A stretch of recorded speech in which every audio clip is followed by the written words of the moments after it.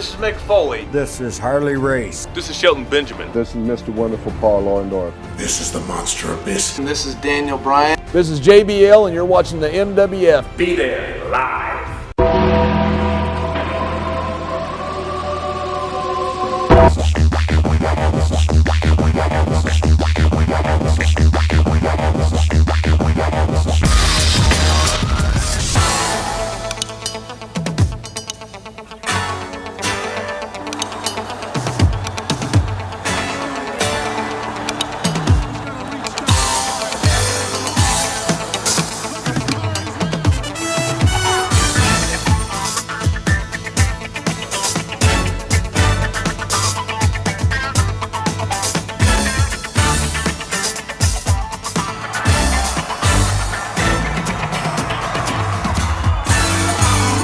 Wrestling fans from around the corner, around the world, welcome to a special installment of Wrestling Insiders. It's a new season. Fall is in the air, and who am I joined by but this man, the one, the only, a man that was part of the new generation in the mid-'90s, a big part of it at that. Who will ever forget his musical introduction, the one and only Oscar. Oscar, it's a pleasure to have you here officially on set, as opposed to some of your other various appearances you've made here for Christmas and with Dr. David Reese, and our initial interview the night you went into the dinner for Chris Nowinski's foundation. It seems like you've been popping up all over the Northeast of late. We'll talk a little bit about that. Okay. But for the folks that may be a little bit more familiar with John Cena Sr. in these neck of the woods, who's still on hiatus, whatever he's doing with that toupee that he wears on the top of his head.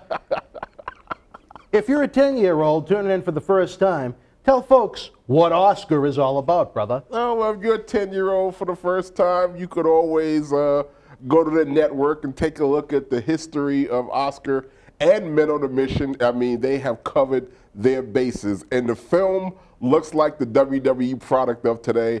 I mean, I really look good. So you 10-year-olds to 90-year-olds, you guys want to take a look at that.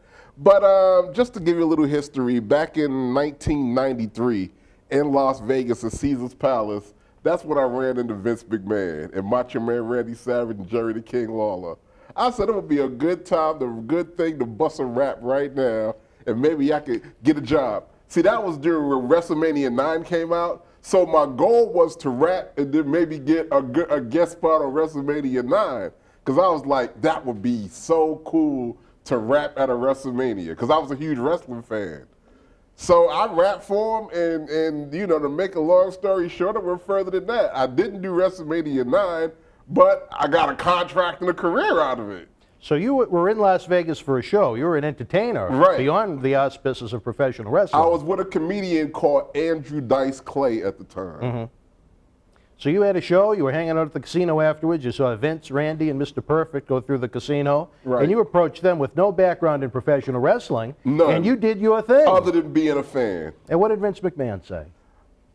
He said, give me a call at the WWF headquarters, Stamford, Connecticut, as the elevator doors was closing. And he said, Stamford, Connecticut, the same way he said it like he was commentating on TV at the time. I'll never forget it. And what happened when you called? Okay, I woke up that Monday morning. I was back at home in L.A., and I'm like, what do I have to do today? Let's see, do the laundry, get Pampers for the baby. And, oh, that's right, yeah, call Vince McMahon. Yeah, right. Because I thought it was a goof. Vince McMahon is going to know you. You know how people tell you, call me, and you like, we'll do lunch? You know, nobody really means that. You know, I mean, I've done it over the years. Yeah, kid, yeah, we'll do lunch. That's what I thought that was. So I said, well, he did say call him, so I got the number and called. And his secretary at the time said, Vince is in the air right now, but he's been expecting your call. He's going to call you back in 15 minutes. And I was like, I'm staying at the phone like, and I'm still like, yeah, okay, yeah, right. So he called back in 15 minutes. He was still on the plane. And I was like in shock. I'm like, this is Vince McMahon, billionaire, philanthropist, wrestling man that I watched on TV growing up because I was a fan. I watched on Channel 9 in WOR-TV in New York with him and Antonina Rocca. So, I mean, I was a huge Vince fan along with everybody else. So I'm actually on the phone with Vince McMahon, and he told me, he said that we were really impressed with what you did. That is a really unique skill set you have, and I think you would fit in really well here. You have no wrestling skill, obviously, but you would fit in well as a manager. He said, let me get WrestleMania 9 behind me, and then we're going to work on this. And I was on the phone, and I'm like dumbfounded. I was like, could you hang on for a second? I want to call my mother. I got my mother on three-way. And I was like, Ma, you never guess who's on the phone with us. I mean, just marked out Vince McMahon. And my mother talked to him. He was real nice. He waited for her to get on the phone. He talked to her, said hi. And my mother said, I watch Star Search all the time. I'm like, Ma, no, not Ed McMahon. Vince McMahon, the guy from wrestling. So, I mean, we just sounded like some country hicks on the phone. It was just too cute. But anyway, so before we got off the phone, I was like, Vince, so you think I can get a couple of tickets to WrestleMania 9? He was like, absolutely, anything. And then he got me some tickets to WrestleMania 9. I get to, back to Vegas about a week later, get to the Caesar's Palace, that's where it was. Get to Caesar's Palace, and I'm thinking that I got like nosebleed seats up there, and I'm just happy to be in the house. Mm-hmm. The attendant takes the tickets, and he takes us down, and down, and down, and down. That was like this red carpet area. I mean, we had like ringside seats next to Luther Vandross and who was the singer? Natalie Cole sat right next to them. And the hot dogs you are on free. camera. Yeah. I mean, no, you can actually. On WrestleMania 9, I'm not working here, yeah. My very first WWE appearance at WrestleMania 9, because you could see me in the audience on WrestleMania 9. I remember when you debuted as a fan watch, and I said, that was the guy from WrestleMania 9. Yeah, exactly. And lo and behold, it was, yep. And then 4 months later, I was the guy on Monday Night Raw, but let's not get ahead of ourselves. So the beer was free, the hot dogs were free, the soda was free. I mean, everything was free, the VIP. They don't even do that no more. They done cheaped out so much, you can't get free stuff ringside no more, even at WrestleMania.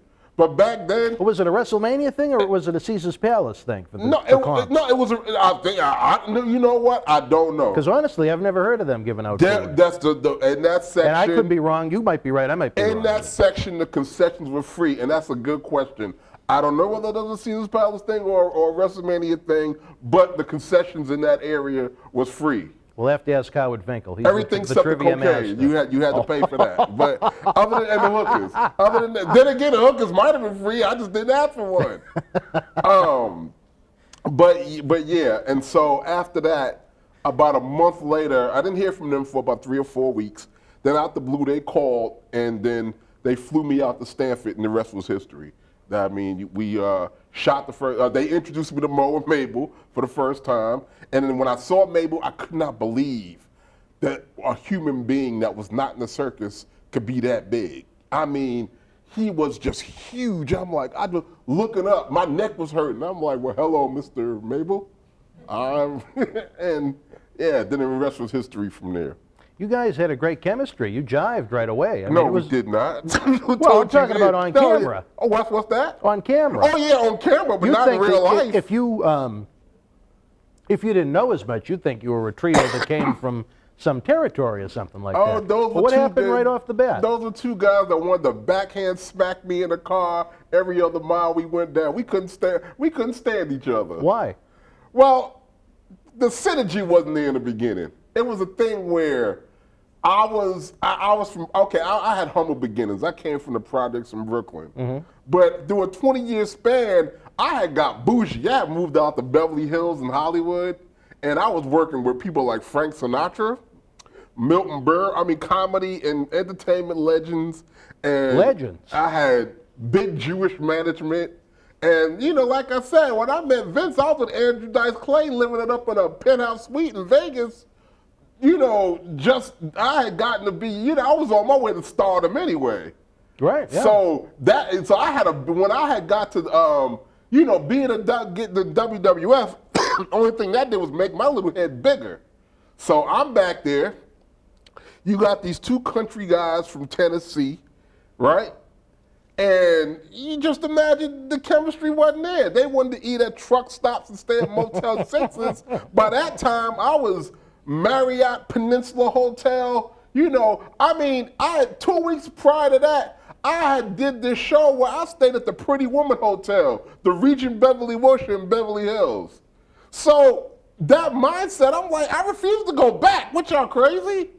I just stayed at the Pretty Woman Hotel where Julia Roberts stayed, and she was doing Richard Gere. Now y'all want me to go at Motel 6 with flat ass pillows, bed bugs, and cigarette burns in the sheets? I don't think so. So those kinds of issues were really, really prevalent in the start of our career. They could drop me off at the Marriott, and they can go wherever the hell they want to go. You know. But as time went on, you know, and I'll fast forward.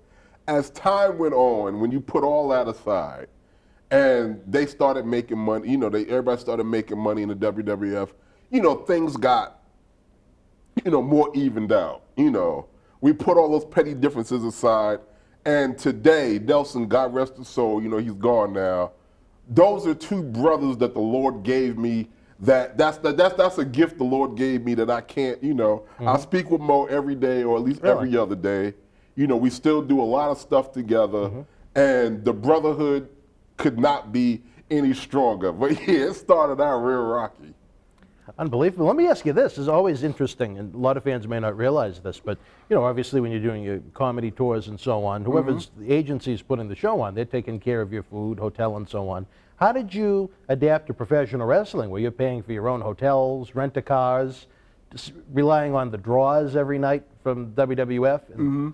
I mean, what was the difference like going from being treated like a king to, okay, you're on your own? Well, I wouldn't consider it on my own, because the way I looked at it, the draws were to pay our expenses. Right. So I didn't look at, so it's not like I was scrambling and scrounging, coming out of my pocket, trying to pay things. They took care of us in a lot of ways. They gave us vouchers for our rental cars, number one. So we didn't really come out of pocket right away for those. They gave us a $200 draw every night, which was plenty for me to get the kind of hotel that I was adapted to staying and having the kind of meals that I wanted, you know. And see, the big thing was back then, even though I was doing a lot of stuff, it was still like today. You know, you got to rely on promoters calling you to do stuff, and, you know, it wasn't no guarantee. It's not like working a job where you know you're going to go to work every day and get a check at the end of the week. Right. It was still pretty much hit and miss. But the opportunity to be with WWF was a sure contract, a job, and sure money. So that was the difference. You know, it was a no-brainer. You know, I often wonder if I hadn't signed with WWF, where my career would have gone, because it was going in a pretty interesting direction right then, and it couldn't have went no place but up. But at that time, I just had a baby, you know, my son Paulie, and being a wrestling fan, it was it was a no-brainer, because I'm like, being a part of something like that, I mean, you know, you jump on it, I didn't have to think about it. And it's a blessing, because here it is 23 years later, and tomorrow I'm still doing a signing as Oscar from Men on a Mission. So it's the gift that keeps giving. I mean, over the years, even though I haven't made a fortune after I left or nothing like that, but still in all, when the rent start getting low or something like that, you can call a promoter and get it and possibly get a job to take up the slack of what you're missing right now. And you still got a couple of fans here and there that come out and see you, like these fine folks out there that remember you, respect what you did. You know, they love your body, your work. I'm more excited that they're here rather than they think that they're here seeing me, whether they know it or not, because I consider it a blessing in a big way. And I got one person to thank for that, and that's Vince McMahon. Well, there was a big car accident on the way. I think they're all waiting on Main Street to come in. But we'll see how many come as the night goes on. That's a different story for a different time. I have to say this. Certainly, again, one of the most colorful. I mentioned that. That's one thing with the great colors in the outfits. Who coordinated those types of things for you guys? Were they ideas you came up with? In the beginning, that patchwork Alabama outfit that everybody was wearing, that was their idea. Now, where they got that idea? WWF? That was their idea. I mean, they had Mo and Mabel in a bunch of colors that didn't go together. They had a T-shirt sewn on the back of my denim jacket, which after the first TV taping, I ripped that T-shirt off so I looked more like a human being. And they came up with that.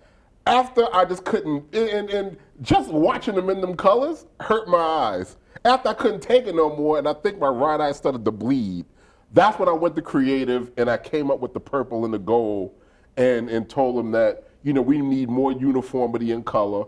Purple and gold would be real good. And so that color scheme I came up with. As time went on, I designed in my own outfits. And, you know, they pretty much, and we pretty much had more input of what we wore after that first initial stint.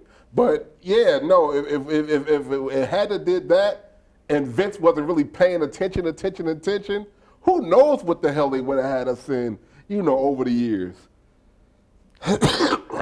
Your first pay-per-view, right down the street, at not the TD Garden, the original Boston Garden, the place to see a professional wrestling event or any kind of event in New England. Your memories of Survivor Series 93 when you kind of came out in disguise. We all knew that there were going to be 4 doinks that night. I mean, they had been plugging that forever, you know. But I didn't pay it no mind because we had nothing to do with the Doink Bam Bam Bigelow feud at the time, nothing. So when we got to the Boston Garden about 1 o'clock that afternoon, Makeup came to me and said, you're going to be one of the clowns tonight. It's time to make you up right now. I'm like, what, really? And she was dead serious. So she made me up first. Then she made Mo and Mabel up. And that's when we knew we were going to be the 4 doinks. And that had to have been when, I'll never forget it. First, the Bushwhackers came out as the first 2 doinks. And the crowd, you know, was like, you know, when we bust out the curtain as the 4 doinks, nobody would have guessed that. The crowd reaction was something that even when I look at today on film, I still can't, I mean, they went bananas. And that is something that I never forget. First, the doink music was, it even sent chills down my spine, the way when Cena comes out and you hear his music and, you know, then the Men on a Mission music hit, boom, and I come out, oh yeah, and everybody's like, oh wow, it's Men on a Mission. You know, Men on a Mission doinks. And the entrance was the best part. Them clowning around in the ring and all that, that was classic. And that match is labeled, is in history as one of the, some DVDs are the weirdest matches. There's just a lot of big names for it, but that match actually stands out in history as one of the premier matches in wrestling history even today. It was a memorable match if you saw it. It certainly wasn't a WrestleMania it was title really classic, comical, but it was a memorable match. Fast forward a few months later, March 20th, 1994, the mecca of professional wrestling in the granddaddy of them all collide, WrestleMania 10. First WrestleMania that Hulk Hogan was not a part of, but Mo, Mabel, led by Oscar, challenged the Quebecers for the Tag Team Championship. Your memories of coming home to be part of WrestleMania. I have 2 prolific memories of that. First of all, I shared this with Howard Finkel during my induction into the New England Hall of Fame speech a couple of years back. And I told him this, you know, to his face. When I was a kid, like I said, a fan, you know, my stepdad introduced us to wrestling. Watching it on WOR TV, and the first matches that I ever went to was at Madison Square Garden with my father. And we used to get nosebleed seats, and you see Andre the Giant, Dusty Rhodes, and I mean, you just be electric because you're in the audience, seeing them, people that you see on TV, you're seeing them live. So, and Howard Finkel would introduce, you know, a young Howard Finkel. Right, yeah. And you know what's amazing?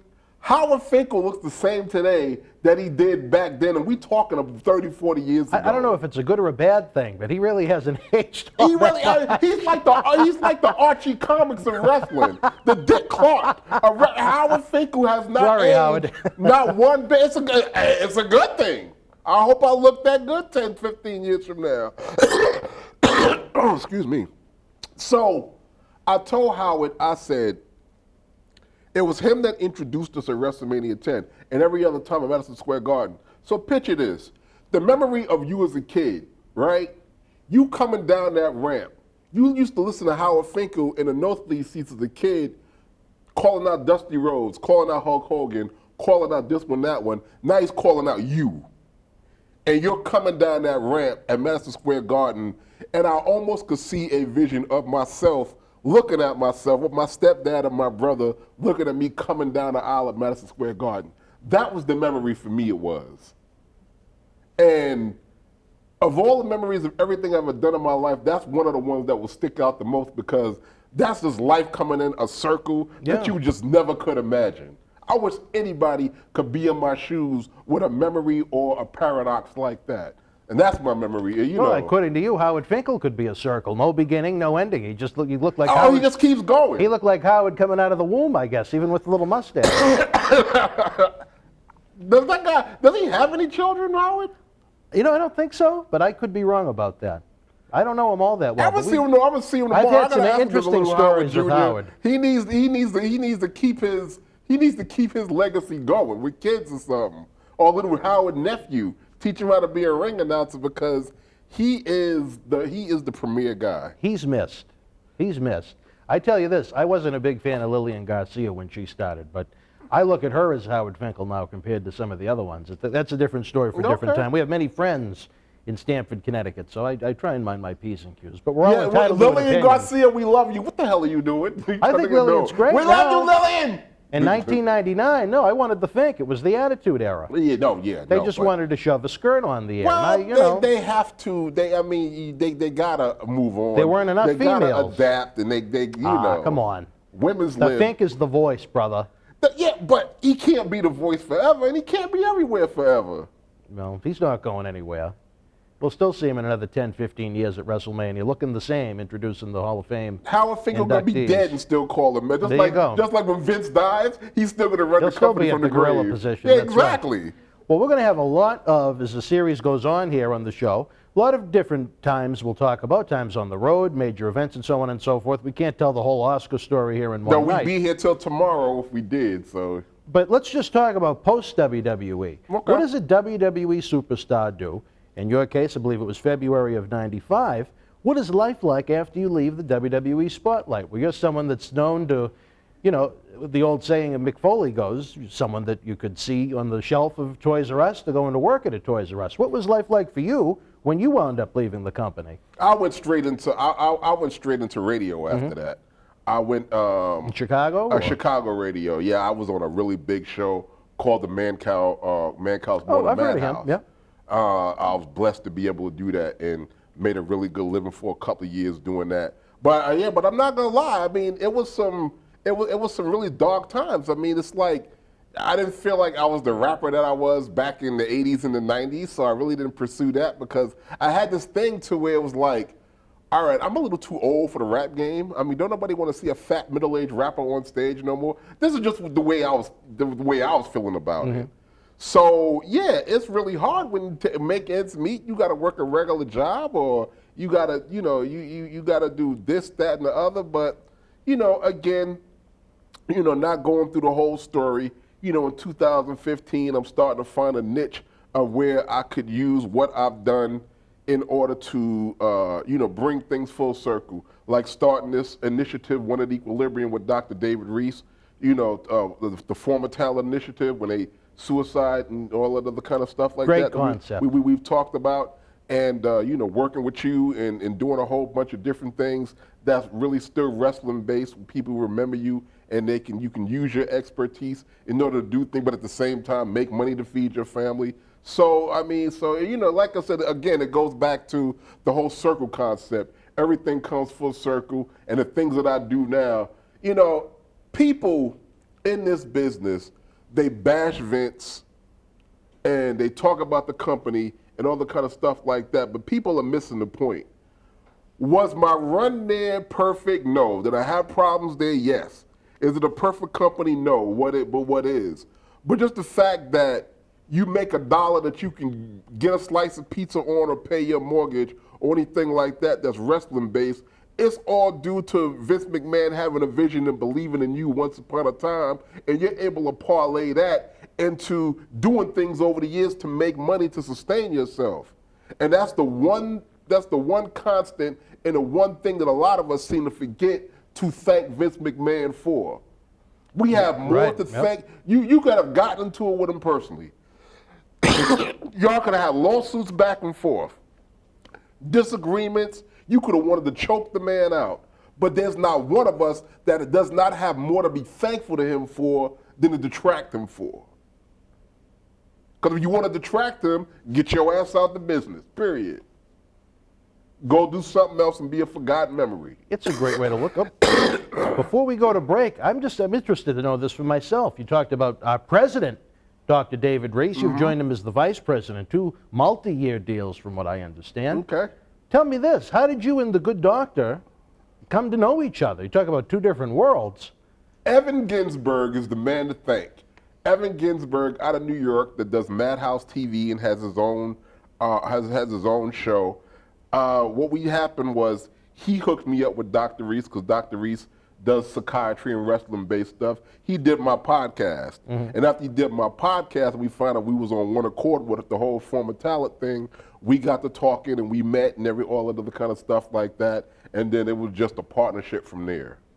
Great, great guy. Well, what do you and Reese have planned, not only for One Equilibrium, but here in the Millennium Wrestling Federation, where takeover has just been recent with you two? Yeah, we're going to shake things up around here. We're going to bring this company to a whole different level. And speaking of Vince McMahon, he better run for his money. And we're going to straighten out John Cena Sr. too. So and his piece? Him and his handpiece. They're going to either straighten up or get out. I don't care who his son is. Well, you know what? He has some stiff super glue on that, but that's a different story. That's okay. Super glue can get. We got super glue. Well, my wife has fingernail polish remover. We'll get that hair piece off. We're going to take a brief time out, fans. When we come back, we'll have more. The latest news in the world of professional wrestling. You don't want to miss it. New York City, this Saturday, October 3rd. The most brutal structure in WWE returns to Madison Square Garden for a live network special when John Cena collides with Seth Rollins for the United States Championship inside a steel cage. Seth Rollins, John Cena, inside solid steel. Plus, Brock Lesnar returns to battle the Big Show one-on-one. It's WWE Live Network Special at MSG this Saturday, October 3rd. Tickets are available now. Wrestling fans, welcome back. We didn't realize just how much talking we've done over the course of the past half an hour. I know, that's been a fast 30 minutes. Well, we can talk about some of the ideas we have coming for the show. We're going to have a program filled with hot topics of what's going on in the King of Sports. We're going to tape that as soon as we're done with this. But what would you like to do here on Wrestling Insiders? You have your own great podcast right now. Why don't you tell the folks a little bit about that? Not Your Mama's Radio, every Thursday from 8 to 10 East Coast time. Me, the legendary Sir Mo, Dream Mimi, executive producer Felix Almeida. I mean, we tackle wrestling news, we tackle current events, topics of the day. I mean, it's a really fast 2 hours every Thursday. Well, we have a blast. I've had some fun on there with you. Oh, well, yeah. Especially the week after the cauliflower, I think I was on. And we had fun just reminiscing about stories that we just had a week ago. We were still laughing about. I mean, it was a lot to talk about Cauliflower Alley anyway. Yes, it sure was. I mean, just quickly, the fact that they had 5-hour wrestling matches, everything they did. Everything was 5 hours, Everything no was matter 5 what hours. it was. Now, how do you have a 5-hour dinner? I don't know. But I remember my legs were very tired trying to tape it. You plan to very tired. You plan to go next year because I do. Okay, yeah. Are you planning on going? Yeah, we're gonna have our swimsuits on under our clothes because it's gonna be time to go to the pool by the time dinner's over. I know you understand. You're looking forward to returning to the buffet at the Gold Coast. Yeah. Can we please go to any place else rather than the Gold Coast? The worst buffet on the planet. It was rough this year. You seemed to be, you was enjoying the fact that I wasn't enjoying it. Because I figured It was hit. They serve different food at almost every Oh, my serving. It's a God. different combination. It was like. So I was thinking at some point during the week we'd go and they had a decent combination of food. Okay, right. We just never hit it. It was like spider goulash. I mean, you went whatever. All right, I'm going to be the host and the producer, so we're going to wrap it up. It was nice talking to you, Dan. Good to see you. Unbelievable. I think I'm you're gonna see taking you over the again show next then, time, brother. Yeah. We'll get And back. It was good having you here. Thank you, host. All right, thank you for coming. MWF Insider, ladies and gentlemen, with Oscar and Dan Marotti. We'll see you next time, folks. We got a lot to talk about. Till we speak again, you and yours, be well.